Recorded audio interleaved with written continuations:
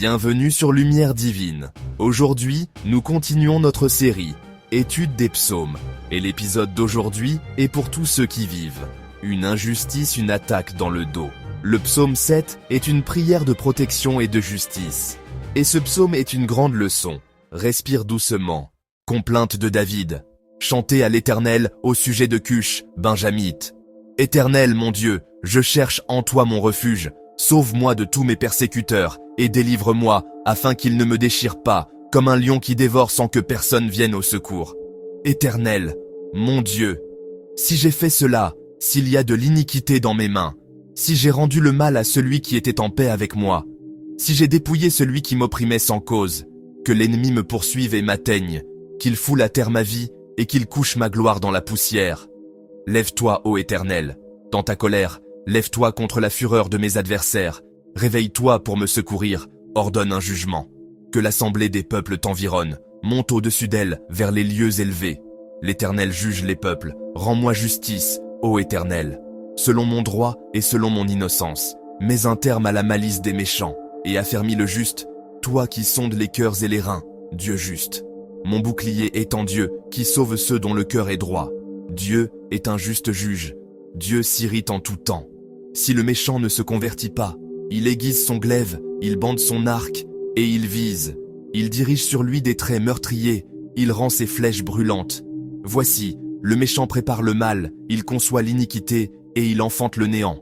Il ouvre une fosse, il la creuse, et il tombe dans la fosse qu'il a faite. Son iniquité retombe sur sa tête, et sa violence redescend sur son front. Je louerai l'Éternel à cause de sa justice, je chanterai le nom de l'Éternel, du Très-Haut. David commence par une phrase essentielle, une déclaration de foi profonde, « Je cherche en toi mon refuge ». C'est la première pierre de sa prière, le fondement de sa confiance. Avant même de décrire le danger, il affirme où se trouve sa sécurité. Remarque bien, il ne commence pas par attaquer ses ennemis en retour, il commence par se cacher en Dieu. C'est un acte d'humilité et de sagesse. Il choisit de se placer sous une autorité supérieure avant de faire face à la tempête. La leçon pour nous est puissante. Quand tu es attaqué, la première réponse n'est pas la vengeance ou la riposte. C'est la recherche de protection. C'est un réflexe spirituel à cultiver. Au lieu de te jeter dans la bataille avec tes propres forces, retire-toi un instant dans la présence de Dieu. David compare ensuite ses ennemis à un lion féroce. Cette image est forte. Le lion ne se contente pas de blesser. Il cherche à déchiqueter, à anéantir. Certaines attaques dans nos vies sont ainsi. Elles veulent te déchirer intérieurement, voler ta paix et détruire ton identité ou ta foi. Face à cette menace mortelle, la prière de David est simple et directe. Seigneur, sauve-moi. Il ne demande pas la force de combattre le lion lui-même, il demande le salut qui vient de Dieu seul.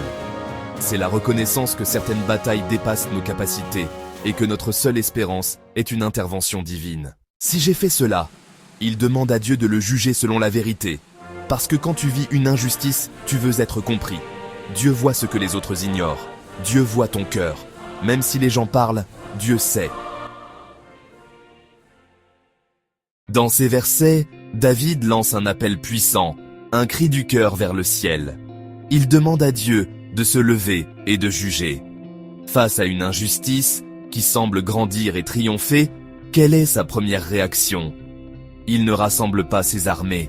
Il ne prépare pas sa vengeance. Non, il se tourne vers le juge suprême.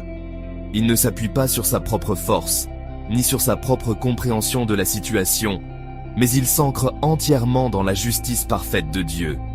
C'est la première clé fondamentale que nous offre ce passage. Lorsque le mal nous frappe, notre premier mouvement doit être vertical, vers Dieu, et non horizontal, vers la vengeance. C'est un acte de foi immense, qui consiste à dire « Seigneur, cette situation me dépasse, mais elle ne te dépasse pas, je te la remets. » David a cette vision prophétique d'une cour de justice divine. Il voit l'assemblée des peuples se tenant devant le trône de Dieu. Dans ce tribunal céleste, il n'y a pas de faux témoignages qui tiennent, pas de preuves dissimulées, pas de vices de procédure. Absolument rien n'est caché. Chaque intention, chaque parole murmurée dans le secret, chaque acte commis dans l'ombre est exposé à la pleine lumière de la sainteté de Dieu. Le Seigneur juge avec une équité parfaite, une sagesse infinie. Cette vérité est profondément libératrice. Cela signifie que je peux lui confier mon dossier, avec toutes ses complexités, toutes mes blessures, toutes mes frustrations. Je peux déposer mon cœur lourd devant lui et attendre sa décision en paix, libéré du poids écrasant de devoir me faire justice moi-même. La prière de David est empreinte d'une profonde humilité. Il ne dicte pas à Dieu la sentence qu'il devrait prononcer. Il demande simplement « Seigneur, juge-moi selon ma justice et mon intégrité ». C'est une prière audacieuse qui nous invite à un examen de conscience. Suis-je prêt à être jugé sur la base de ma propre droiture? Cette demande révèle que le but n'est pas d'écraser l'adversaire, de le voir anéanti.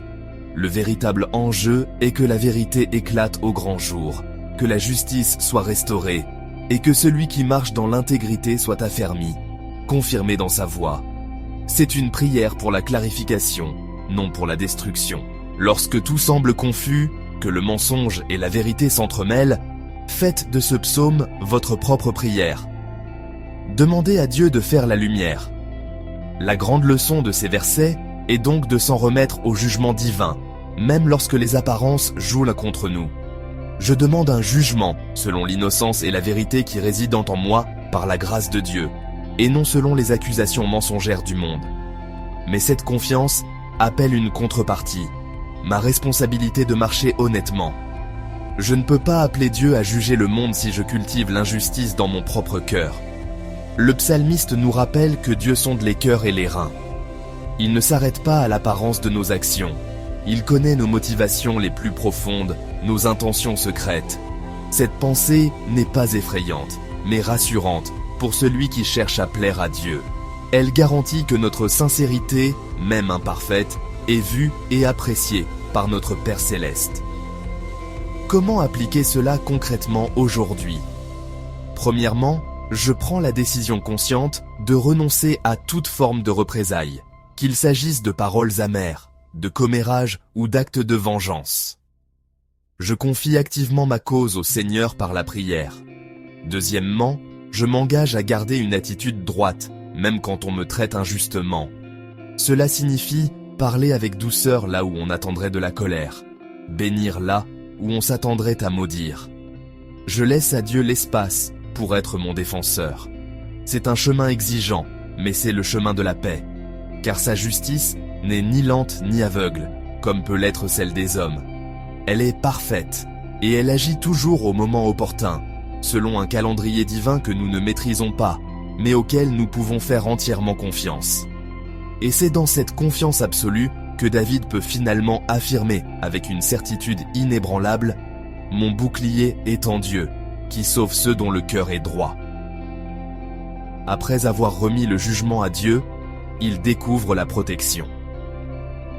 Passons maintenant à cette dimension essentielle de la protection divine. Mon bouclier est en Dieu. Même si tu ne vois pas la protection, elle est là. Dieu est un juste juge. Dieu ne prend pas plaisir au mal, il défend l'innocent.